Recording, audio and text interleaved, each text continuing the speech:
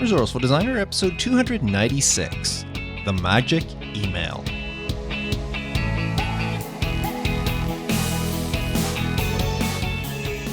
Welcome to the Resourceful Designer Podcast, offering solutions to streamline your graphic and web design business so you can get back to designing. And now, your host. He once played Dungeons & Dragons for 48 hours straight. Mark DeCote. Yeah, well, I was a teenager, and it seemed like a good idea at the time, although I never tried it again after that. Let me tell you, our sleep-deprived minds made the campaign very interesting towards the end of day 2. Anyway, in this episode, I want to share a simple method for re-engaging absent clients. But before I get to that, I want to share a resource with you. Do you like colors? I know, it's a stupid question to ask a designer. If you're anything like me, you're fascinated with how colors affect and interact with each other. Well, my favorite place to play with colors is Coolors. Coolors is a website that, according to the site itself, is a super fast color palette generator. It's available on the web. There's also an iOS and Android app, so you can browse and save palettes on the go. And there's a Figma plugin, a Chrome extension, and an extension for the Adobe programs that allows you to choose and use colors, your cooler palettes, in your favorite design tools. Now, I've been using Coolors for years to find and generate color palettes. In fact, it's one of the very first places I visit at the start of every design project. The color palette generator shows you amazing color combinations that you may not have thought of. Every time you press the spacebar on your keyboard, the palette changes. If you see a color you like, you lock it in, and then you keep hitting the spacebar to see what colors work best with those ones. And once you have a full palette that you like, you can then save it to your account. And best of all, Coolors is free to use. You can create as many 5-color palettes as you want, and you can save up to 10 of them to your free account. Or you can do like I did and purchase the Pro version, which lets you create palettes of up to 10 colors and allows you to save unlimited palettes and organize them into projects and collections. So in my account, I have all my different clients listed and their individual color palettes, including secondary colors if needed and everything. Now, you really do have to try it to appreciate it. And as I said, it's free. So why don't you check it out? Visit resourcefuldesigner.com/coolors, and that's COOLORS. So it's cool ors. Visit it and try it out, and let me know what you think. And now, the magic email. Has this ever happened to you? A new client reaches out to you because they need a designer. As they explain their project, you can't help but start visualizing it in your head. It sounds like a really, really fun project, and you would just love to work on it. As you're talking, you start getting excited about all the possibilities. And you get the feeling that the client is also very impressed with you. Now, you briefly discuss budget and a few other things, and the client seems right on track and on board with everything you say. And before hanging up, they ask you to send a proposal. And by the end of the conversation, you just know that this is going to turn into a great relationship. So after the discussion, you do whatever it is you need to do, research or whatever, in order to figure out your price. And then you prepare a very nice proposal and send it off, excited about this new opportunity. And you wait in anticipation for them to approve your proposal and give you the go-ahead to get started. And then you wait. And you wait. And you keep waiting. A couple of days go by and you don't hear back. And you start to wonder if they actually received your email. A couple of more days go by without a response. And you start to wonder if maybe you should reach out to them, but you also don't want to come off as too needy. And then a few more days go by and you can't take it anymore. You send them a nice email asking if they've received your proposal and if they have any other questions they can ask you or any concerns and the like. And still, you don't hear back. And then you start playing the initial meeting over in your head and second guessing yourself. Did you miss something? Did you say something that might have scared them away? You reread your proposal You want to make sure you didn't accidentally add an extra zero onto the price or something stupid like that. But everything seems to be right. So why are they not getting back to you? This would have been such a great project to work on. So you send them another email, this time just asking if they received your emails, and still nothing. The client has ghosted you. Now, if you're not familiar with that term, ghosting is when someone ends all communication and contact with another person without apparent warning or any justification, and subsequently, they ignore any attempts to reach out or communication made by the person they're ghosting. And by that definition, this client is definitely ghosting you. Has this ever happened to you? Now, this, of course, may be a little bit of an exaggeration, but you get the idea. And it's not only with new clients. Sometimes an existing client may ghost you in the middle of a project. You send them a proof and you don't hear back. Or you ask a client for some content for something that you need in order to work on their project and they never get back to you. This could be any time you don't hear back from a client for, whatever reason. So what do? You send them the magic email. That's what. So what is the magic email, you ask? According to Blair Enns, author and CEO of Win Without Pitching, a sales training organization for creative professionals, the magic email is a message you send to raise deals from the dead. That's its purpose, to solicit a response from someone who has been avoiding you. Now, according to Blair, you need to resist the temptation to send an overly polite email. In fact, he suggests you do the opposite. Don't make excuses for your prospect's behavior, and don't go soliciting a yes or an answer from them. He suggests you strip away all emotions and matter-of-factly just let your prospect go.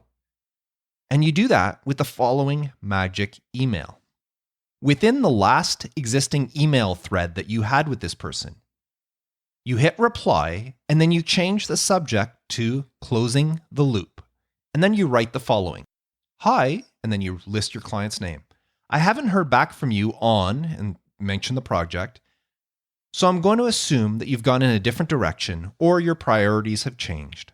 Let me know if I can be of assistance in the future. Regards, and then your name. And that's it. Blair says this removes the emotional reasons for the prospect to continue avoiding you. You're stripping out your neediness by no longer feigning politeness, by not asking how their summer was or trying to be funny or chit-chat, or by being anything other than completely practical. What this magic email says is, I can read between the lines, and you have decided we are not doing business together. No hard feelings, it's just business. You can call me if things change. It's that simple. And when you send the magic email, you can expect one of three things to happen. In scenario number 1, you just get silence. You never hear back. Now, this is the least likely scenario where you don't get a response at all. Because at this point, there's no longer any reason for the prospect not to wrap things up. All they have to do is send you a one-line acknowledgement email to remove this stress from their own lives. So it's very unlikely that you will not get a reply. Now, the second scenario is you will just get a thank you email. Prospect or client will send you a reply acknowledging that they have in fact decided to either cancel the project or they've moved in a different direction. This gives you closure and allows you to stop wasting energy over something that wasn't going to happen at all and move on to other clients and other projects. There's no need to sulk about it. The deal was already done long before you sent the email. The client just didn't tell you about it. And the third possible scenario when you send the magic email is a no, wait type of response. Now, this is the response you're hoping for. According to Blair, by retreating unemotionally, where you might otherwise be inclined to advance, you all of a sudden become the one who might get away. The client stops seeing you as a predator that keeps sending them emails to the prize that they're about to lose. According to research, there's a psychological effect of this unemotional retreat that you do that can be staggering in its effectiveness. And any resentment the client had over you harassing them turns into guilt about not replying to you earlier. Now, this gives you the upper hand emotionally, and you suddenly become a lot more interesting to the client. Now, you can learn a lot more about this on Blair Enns' website, winwithoutpitching.com. Now, there are other varieties to this magic email as well.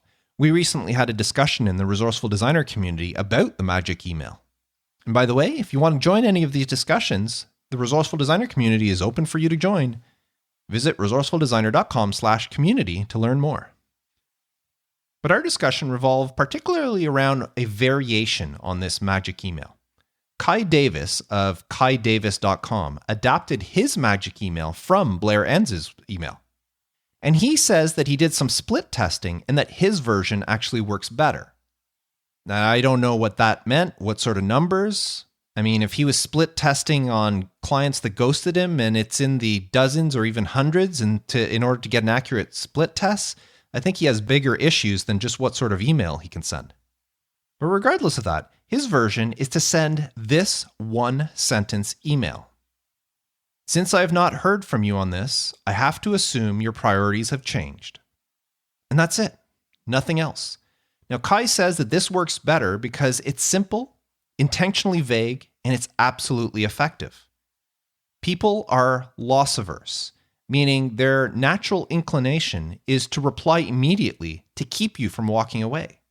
By declaring that it's over, you are taking back control of the situation. He goes on to say that you may find this email rude, and that's part of the discussion we had in the Resourceful Designer community. But he claims it's not rude, it's just direct. He says that it's the person who doesn't answer your emails that's being rude. The person who's already ignored you for weeks, so you have nothing to lose. It's just business. Anyways, if you want to learn more about what Kai has to say about this, visit his website at themagic.email.com. Now, I found another variation in former FBI negotiator Chris Voss's book, Never Split the Difference. Now, he says it's a simple message that provokes a no response. That's what he's trying to get. He's trying to get somebody to say no. And this gives the other party a feeling of safety and the illusion of control while encouraging them to define their position and explain it to you. This is how his version works. Reply to an existing email thread, change the subject line to a no-oriented question, such as, have you given up on this? And then in the body of the message, write the same or a very similar sentence. Don't add details or any explanation. Just one short sentence is all you need. So you can change the subject to, have you given up on this? Or have you moved in a different direction? And then repeat that sentence in the body of the message.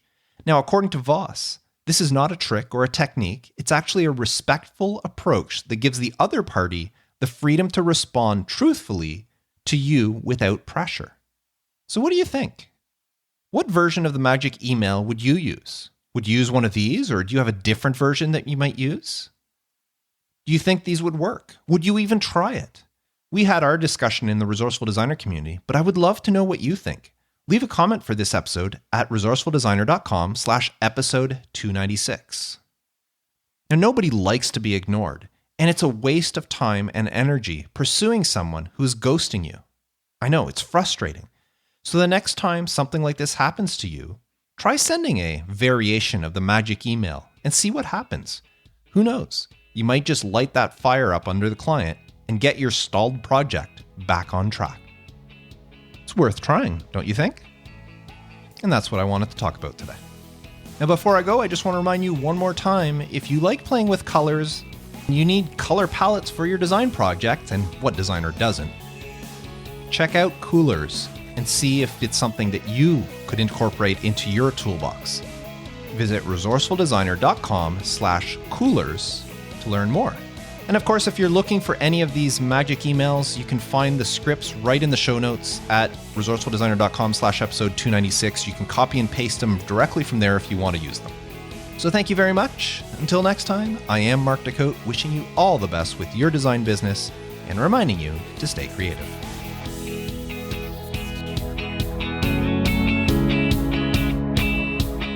Thanks for listening to the Resourceful Designer Podcast at resourcefuldesigner.com.